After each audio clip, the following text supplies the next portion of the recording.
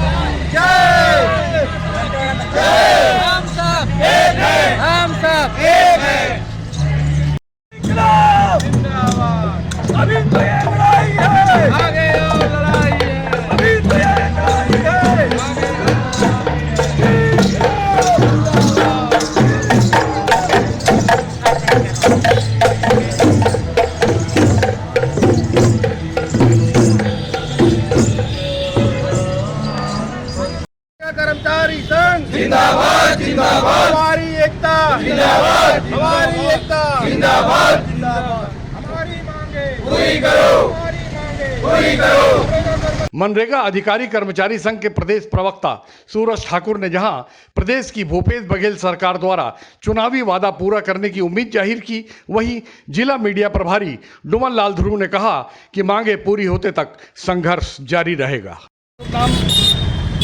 मैं सूरज सिंह ठाकुर, प्रांतीय प्रवक्ता एवं प्रांतीय मीडिया प्रभारी। जी, ये डांडी यात्रा गांधी जी के ज़माने में अंग्रेजी शासन काल में निकलती थी, लेकिन देश आज़ाद हो गया और उसके बाद भी ये आप लोग को डांडी यात्रा निकालने की जरूरत क्यों पड़ गई?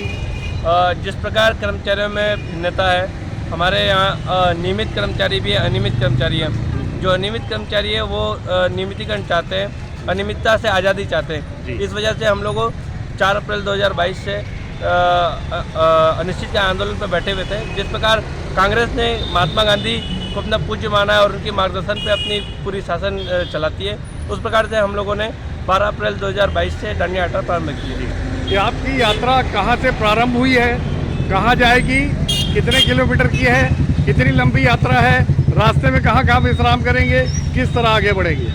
जिस प्रकार महात्मा गांधी जी ने साबरमती आश्रम से चलकर 324 किलोमीटर की दूरी तय की और डांडी नामक स्थान पर उन्होंने नमक कानून तोड़ा, उसी प्रकार माँ दंतेश्वरी के चरणों से यह डांडी यात्रा प्रारंभ हुई है। 78 साथियों के साथ हम लोगों ने यह डांडी यात्रा प्रारंभ की, जिसमें बस्तर जिला, कोंडागांव जिला, कांकेर जिला, धमतरी जिला के साथी जुड़ते गए।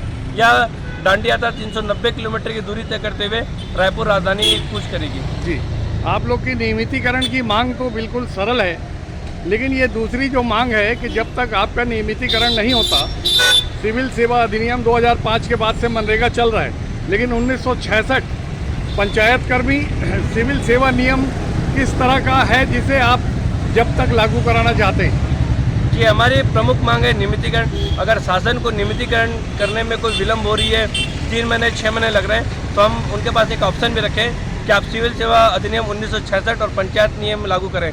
अगर यह लागू होता है तो हमारे 15,000 कर्मचारी जिनको 1 महीने का नोटिस देकर सेवा समाप्ति की जाती है, वो उनसे बच पाएंगे और उन्हें निलंबन का प्रावधान होगा। इस वजह से हमारे जो कर्मचारी है वो जो सेवा से पृथक होते हैं 3,000 कर्मचारी, वो सेवारत रह पाएंगे। अगर कोई छोटी मोटी कार्रवाई होती है तो सेवा समाप्ति से बच पाएंगे। जी, पूरे प्रदेश में करीब अधिकारी कर्मचारियों दोनों की संख्या मिला के मनरेगा अधिकारी कर्मचारी संख्या करीब कितनी होगी?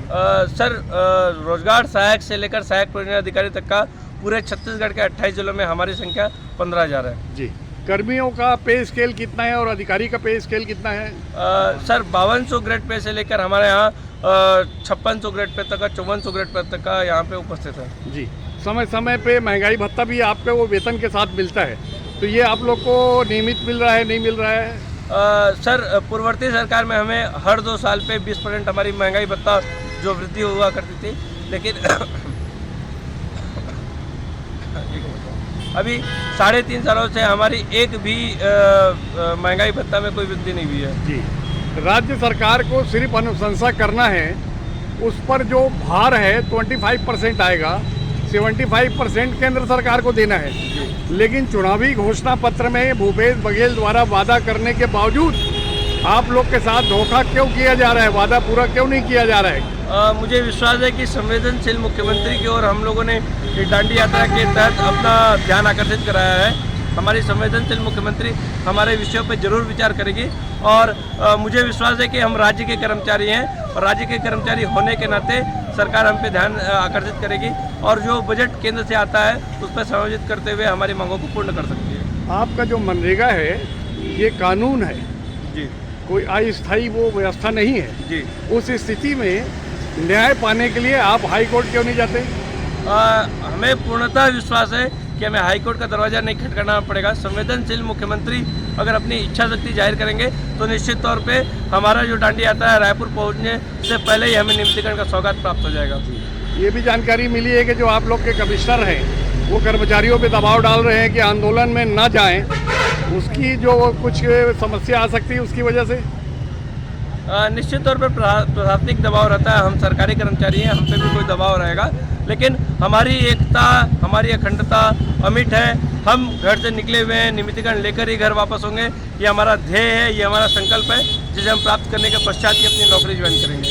पूरा देश जब कोरोना की गिरफ्त में था, पूरे देश को मनरेगा ने संभाला।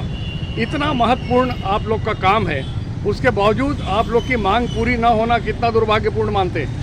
कोरोना काल में हमने मनरेगा की मजबूती और रोजगार का जो उत्तरदायित्व है उसे हम निभाया। निश्चित तौर पे कोरोना काल पे हमने सरकार से कोई भी मांग नहीं की थी, क्योंकि उस समय हमारा कर्तव्य बनता था कि हम कार्य करें और देश की सेवा में अपने प्राणों को निछावर करें। लेकिन अब कोरोना की कमी हो गई है, हमें भी अपने घर परिवार को देखना पड़ता है। इस वजह से हम शांतिपूर्ण ढंग से, अहिंसात्मक तरीके से अपनी मांग को सीएम सर के पटल पे रख रहे हैं और मुझे विश्वास है कि सीएम सर इस पर अपनी जो संवेदनशीलता है वो दिखाएंगे और हमारी मांगें पूर्ण करेंगे।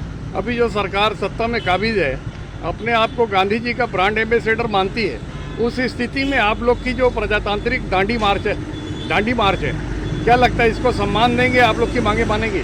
निश्चित तौर पे पूरे भारतवर्ष में महात्मा गांधी राष्ट्रपिता के नाम से जाने जाते हैं। पक्ष हो विपक्ष हो सभी महात्मा गांधी जी को पूजते हैं और हम भी महात्मा गांधी जी का जो भी उपदेश है उसको पालन करते हुए आगे बढ़ रहे हैं। मुझे विश्वास है कि कहीं पे कोई भी दिक्कत नहीं आएगी। हमारे संवेदनशील मुख्यमंत्री गांधी जी को भी मानते हैं, महात्मा गांधी नरेगा के कर्मचारियों के प्रति भी उनकी संवेदनशीलता है और नियमितीकरण में कोई बाधा नहीं आएगी। केवल एक निवेदन है कि वो अपनी इच्छा शक्ति जल्द से जल्द दिखाएं। हाँ, हमारे कर्मचारियों के पैरों पे छाले हो चुके हैं। 300 किलोमीटर की दूरी हम लोगों ने पूरी कर ली है, 90 किलोमीटर की दूरी अभी शेष है। महात्मा गांधी के ज़माना में दांडी यात्रा निकल रही थी जी। ये फिर का प्रकार के दोबारा वो गांधीवादी रास्ता में दांडी यात्रा निकाला थे? गांधी यात्रा के तर्ज पर महात्मा गांधी नरेगा के जितने अधिकारी कर्मचारी हैं, जिनका जो 15 साल से कार्यरत है, जिनका नियमितीकरण अभी तक नहीं हो पाया है। कांग्रेस सरकार के चुनाव के पूर्व कांग्रेस के पदाधिकारियों ने अपने जड़ घोषणा पत्र में कि अनियमित कर्मचारी को नियमित किया जाएगा, अनियमित संविदा के कर्मचारी को नियमित किया जाएगा। लेकिन चुनाव जीतने के बाद शासन ने किसी भी प्रकार के इस पर पहल नहीं की। जब हम लोग सारे अधिकारी के कर्मचारी माननीय मुख्यमंत्री महोदय का आभार व्यक्त करने के लिए हम लोग जब रायपुर गए तो उन्होंने यह कहा कि मुझको 1 साल का समय चाहिए, जो कि इस वर्ष हमने 16,000 करोड़ रुपया किसानों के बोनस में दे दिया और 1 साल के बाद वही 16,000 करोड़ की जो राशि है हम दूसरे साल ना देके अनियमित संविदा कर्मचारी है उनको हम नियमित करेंगे। ये जो नियमितीकरण की आप मांग कर रहे हैं जी, इसमें अधिकारी और कर्मचारी दोनों शामिल हैं जी। तो ये जो मामला है ये राज्य सरकार का मानते हैं कि क्योंकि योजना तो केंद्र सरकार की है 2005 की, तो इसमें जवाबदारी ज़्यादा किसकी देख रहे हैं आप? नहीं, इसमें राज्य शासन अनुशंसा करके वो शासन को भेजेगी। हिमाचल प्रदेश शासन जो है मनरेगा के अधीनस्थ जितने अधिकारी कर्मचारी हैं उनको सबको नियमित किया गया है। अनुशंसा शासन को करना है, राज्य शासन को? हाँ, राज्य शासन को करना है और सारों दारामदार जो है राज्य शासन के ऊपर है। तो इतना छोटा सा काम राज्य शासन क्यों नहीं करना चाह रही, कहाँ पर अड़चन आ रही है? नहीं, अब पता नहीं। जब माननीय मुख्यमंत्री महोदय जी से मीडिया के लोग जब उनसे सवाल जवाब किया गया कि आप मनरेगा के जो घोषणा पत्र में जो आप मांग रखे हैं आप क्यों नियमितीकरण नहीं कर रहे, तो उन्होंने कहा कि भाई ये तो केंद्र शासन की मामला है। मतलब चुनाव के समय आप लोग को प्रलोभन देके जी वोट तो ले लिया गया जी, लेकिन जब वादा पूरी करने आई तो गेंद को केंद्र सरकार के पाले में फेंक दिया गया। हाँ, तो आप लोग ये जो 1966 का सिविल सेवा प्रावधान है, नियम है, वो हमारे दर्शकों को बताइए वो किस तरह का है? वो उसमें 1966 का जो प्रावधान है, हमारे जो अधिकारी कर्मचारी उसमें नियमित होंगे और हमारे जो मनरेगा के रोजगार सहायक जो ग्राम पंचायत स्तर पे मनरेगा के कार्यक्रम को संचालित करते हैं उनका जो मानदेय निर्धारित नहीं हुआ है, तो ये 1966 नियम के तहत उन लोगों का मानदेय निर्धारित होगा और उनको नियमित भी किया जा सकता है। ये गारंटी वाला कानून है जी, इसमें ना राज्य सरकार हीला हवाला कर सकती ना केंद्र सरकार जी, क्योंकि ये मनरेगा जो है कानून है जी, मतलब आप बाध्य हैं आप रोजगार देने के लिए जी। तो अब जब आपको यहाँ सड़क पे न्याय नहीं मिल रहा है तो आप सुप्रीम कोर्ट की शरण में क्यों नहीं जाता आपका जो संघ है?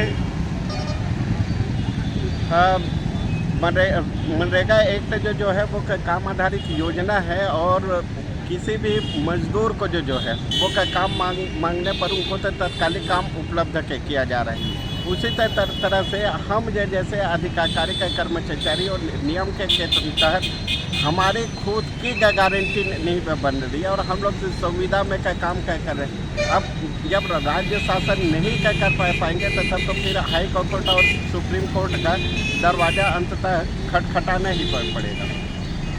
अभी लेते हैं एक छोटा सा ब्रेक। आप देखते रहिए MG TV, क्योंकि खबरों का सिलसिला यहाँ थमता नहीं।